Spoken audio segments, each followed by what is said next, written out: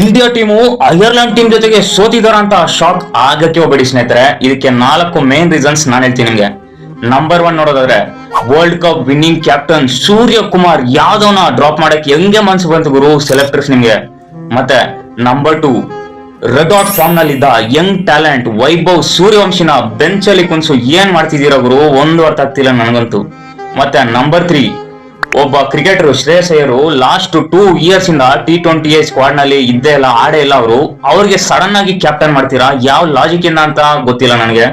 Finally most important reason number 4, best players ಆದ ರಜತ್ ಪಟಿದಾರ್, ಕೃಣಾಲ್ ಪಾಂಡ್ಯ, ಭುವನೇಶ್ವರ್ ಕುಮಾರ್ ಯಾಕೆ ಗುರು squad ಅಲ್ಲಿ ಹಾಕೊಂತಿಲ್ಲ ನೀವು. ನಿಮಗೆ ಮತ್ತೆ RCB ಟೀಮ್ ಅವ್ರಿಗೆ ಏನ್ ದೇಶದ ಗುರು ಅಂತದು ಏನ್ ಮಾಡ್ಬಿಟ್ರು ಆ ಟೀಮ್ ನಿಮ್ಗೆ ಅಂತ ಹೇಳಿ ಸ್ವಲ್ಪ ಇಂಡಿಯನ್ ಸೆಲೆಕ್ಟರ್ಸ್ ಆದ ಗೌತಮ್ ಗಂಭೀರ್ ಅಂಡ್ ಅಗರ್ಕರ್ ಅವರೇ.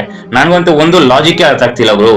ಸೊ ನಿಮ್ಮ ಪ್ರಕಾರ ಸ್ನೇಹಿತರೆ, ಈ ಸ್ಕ್ವಾಡ್ ಅಲ್ಲಿ ಏನ್ ಚೇಂಜಸ್ ಆಗ್ಬೇಕಿತ್ತು, ಯಾರು ಇನ್ ಆಗ್ಬೇಕು, ಯಾರು ಔಟ್ ಆಗ್ಬೇಕು ಅಂತ ಕಮೆಂಟ್ ನಲ್ಲಿ ಕಮೆಂಟ್ ಮಾಡಿ.